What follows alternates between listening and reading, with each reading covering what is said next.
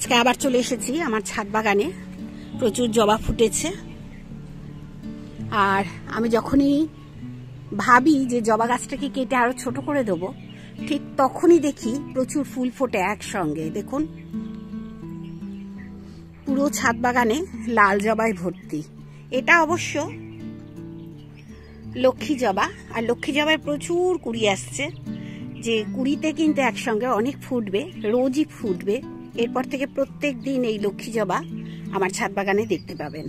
আর আমি প্রত্যেক দিন আপনাদের আমার ছাদ বাগানটা প্রত্যেক দিন দেখাই। আজকে শনিবারে কিন্তু আমি এসেছি ছাদ বাগানটা আপনাদের সামনে তুলে ধরবো বলে। আজ ছাদে এসে বেশ কিছু ভালো লাগা জিনিস আমি দেখলাম। দেখুন, আমি প্রথমেই দেখাবো আমার যে শশা গাছগুলো, অনেকগুলো শশা গাছ এখানে বসিয়েছিলাম, আবার বসাবো, যদিও আমার হয়ে গেছে শশার চারা। এই দেখুন, এইখানটা আমি শশা গাছ অনেকগুলো দিয়েছিলাম, একটা মাত্র বেঁচে ছিল। তা সেই একটা শশাতেই দেখছি, দেখুন কি সুন্দর ফিমেল ফুল হয়েছে। কয়েকদিন ধরে খুব ফুল ফুটছিল, তবে ফিমেল ফুলগুলো ফুটছিল না। আজকে দেখছি ফিমেল ফুল ফুটছে। আর শশার ফুলটা দেখুন কত সুন্দর। আর এই শশাটা কিন্তু খুব ভালো জাতের হবে আর কি। আমি যেমন পাচ্ছি না সুন্দর সুন্দর বীজ, মানে ভালো জার্মিনেশন কিন্তু বীজ সবই হয়, কিন্তু গাছ থেকে সবজি তোলার সময় দেখি যে সেটা সবজিটা দিতে চায় না আর কি, দেরি হয়।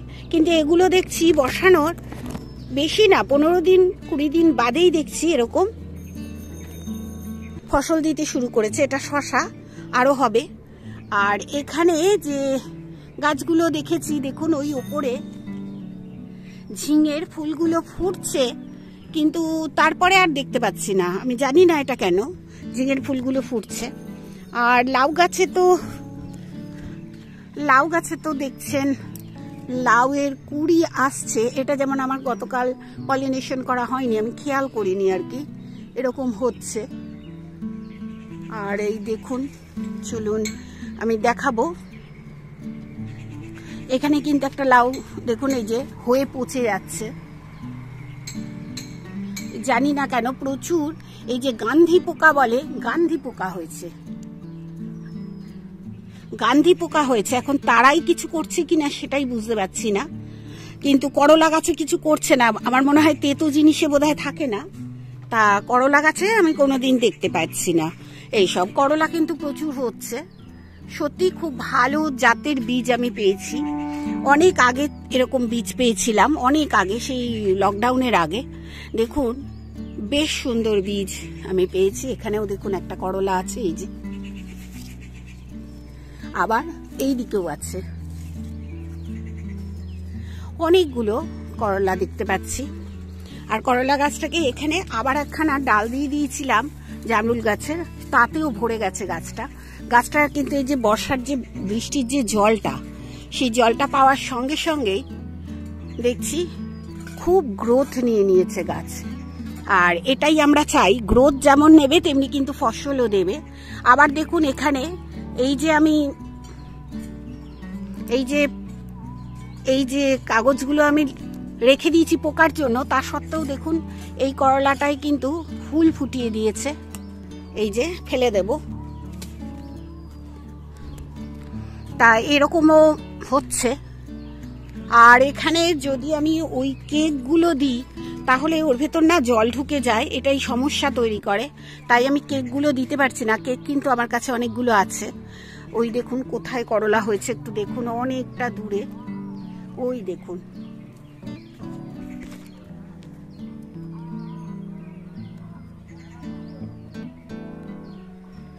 এগুলো আমরা পারবো কি করে জানি না, অনেকটা উঁচুতে।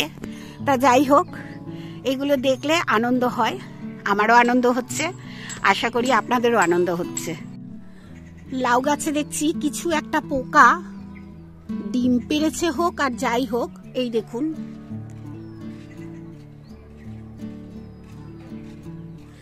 এই জিনিসটা কিন্তু অনেকগুলো পাতায় দেখতে পাচ্ছি। এই যে দেখুন, আমার ছাদ বাগানে এই টাইপের কোনোদিন এর আগে আমি দেখিনি। এই দেখুন ডিম না, এই যে এই পোকাগুলো পটি করছে সেটাও আমি জানি না, তবে যে পাতাগুলোই আমি দেখতে পাচ্ছি সব পাতাগুলো এই মুহূর্তে আমি কেটে ফেলে দেব। এগুলো দিতে হবে। দেখুন প্রচুর গান্ধী পোকা হয়েছে, এবং গান্ধী পোকা কি করে তাড়াবো আমি জানি না। এই প্রথম আমার ছাদ বাগানে আমি গান্ধী পোকা দেখছি, কোনোদিন এর আগে এই জিনিসটার উৎপাত কিন্তু আমি দেখিনি। আর এই রকম জবা ফুটলে কত সুন্দর লাগে বলুন। আপনাদের দেখাবো বলেই এত জবা ফুটেছে, এত মানে গাছটা তো ছোট, একদমই ছোট। আমি তো কেটে কুটে তাকে ছোট্ট করে রাখি, আরো কাটবো। তা এই যে জবাটা ফুটেছে এগুলো আপনাদের দেখাতে আমার খুব ভালো লাগে। যে সাধারণ যে দেশি জবাগুলো একটুখানি যত্ন খুব একটা করি না, আমি খেতে টেতে কিচ্ছুই দিই না। তাতে দেখছি বৃষ্টির জল পড়তে অনেক ফুল এসেছে, ফুল ফুটছে, কুড়ি আসছে, বেশ ভালো লাগছে। চলুন এরপর যে গতকাল এই যে এখানে বসিয়েছিলাম, দেখুন এই যে কুমড়ো গাছগুলো, এই কুমড়ো গাছগুলো কিন্তু কাল বসিয়েছিলাম আপনাদের সঙ্গে করে নিয়েই। যে রথের দিন আমি কি গাছ বসাচ্ছি দেখুন, বীজ বসিয়েছি, কুমড়োর গাছ বসিয়েছি দুখানা। তা এখানে কিন্তু অনেক বীজ দিয়েছি। এখন যে রোজ বৃষ্টি হচ্ছে এতে কিন্তু আর জল দিতে হবে না, জলও দেবো না, আর তরল সারও এতে দেবো না। এখন কিন্তু আমি চেষ্টা করব জলটা না দিয়ে গাছের বীজগুলো যাতে ফুটে বেরোয়। আর গাছের বীজ যদি ফুটে বেরোয়, শীতকালীন গাছ বীজ দিয়েছি হচ্ছে এখানে বেগুনের চারা করব বলে, এই যে এখানে রয়েছে বেগুনের চারা করব বলে, আর দিয়েছি হচ্ছে ধনের বীজ, আর দিয়েছি পালং শাকের বীজ, যেগুলো সহজে হয় সেই সব বীজগুলোই আমি এখানে দিয়েছি। এই দেখুন কোথায় আবার এখানে একটা পুঁই শাক হচ্ছে, এটাকে আবার সরাতে হবে। এই জিনিসগুলো খুব লক্ষ্য রাখতে হয় আমাদের বাগান করতে হলে। আর যদি একবার এইগুলো মানে মিস করে যায়, এটা ধরুন অনেকটা বড় হয়ে গেছে, তখন গোড়াটা শিকড়টাও নিচে চলে যাবে, তখন না গাছটা তুললে পাশের যে গাছটা আছে তাতে কিন্তু আঘাত লেগে যায়। এইগুলো এই জন্যই একটু লক্ষ্য রাখতে হবে। এই ছোট অবস্থাতেই গাছটাকে তুলে দিতে হবে। আরো ছোট যদি থাকতো, আমি যদি খেয়াল করতাম, তাহলে কিন্তু তখনই তুলে দেওয়া উচিত ছিল। যাই হোক, এগুলো এখানটায় দেখি।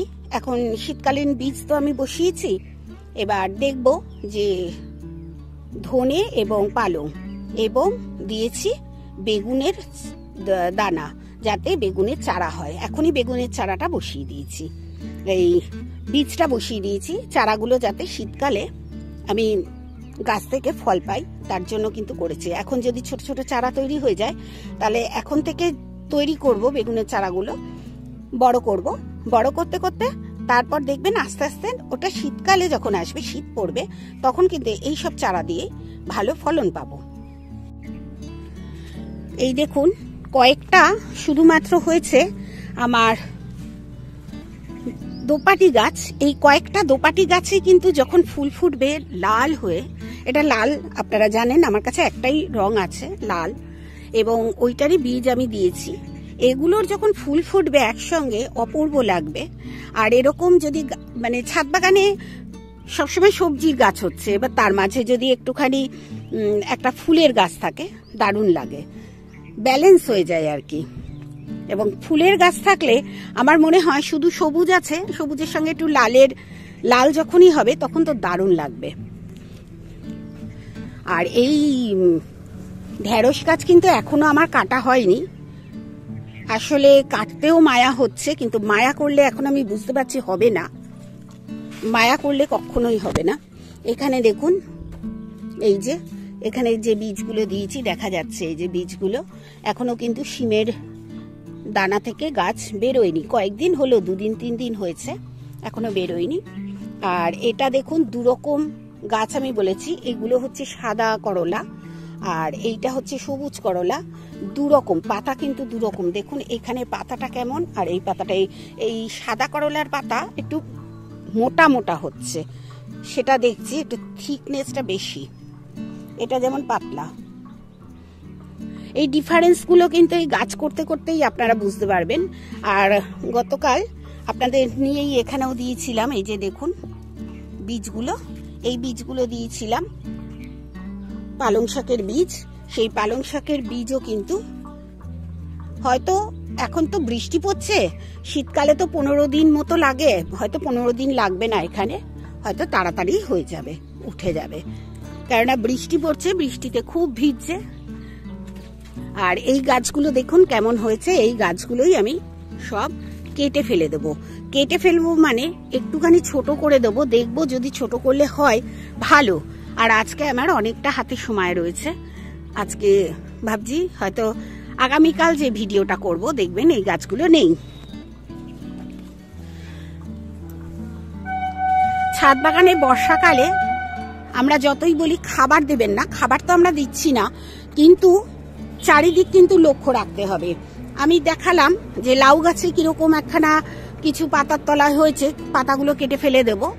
আমি জানি না ওগুলো হয় ডিম নইলে পটি, এখন কোনটা কি আমি তো জানি না, আমার এইটার সম্বন্ধে কোনো জ্ঞান নেই, দেখুন।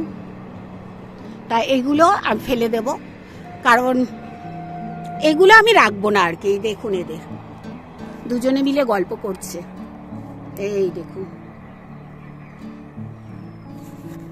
খুব গল্প করছে আর আমার গাছগুলোকে নষ্ট করবে। এই দেখুন এখানেও কিরকম ফুল ফুটছে, এই যে এই পাতাটাকে ছিললেই বোঝা যাবে, এই দেখুন।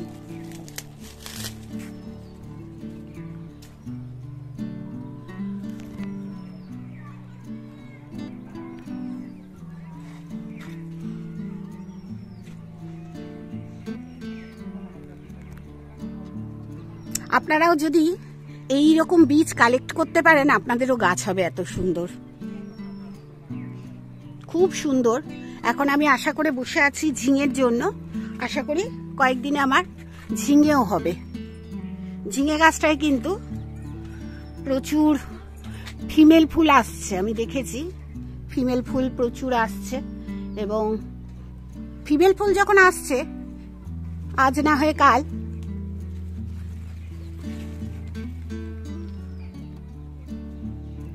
ঝিঙে হবে। তবে সব সময় কিন্তু লক্ষ্য রাখতে হবে গাছে পোকা হচ্ছে কিনা, কারণ বর্ষাকালে পোকা হয় খুব, আর সেই পোকাগুলো না এই রকম তলায় তলায় হবে।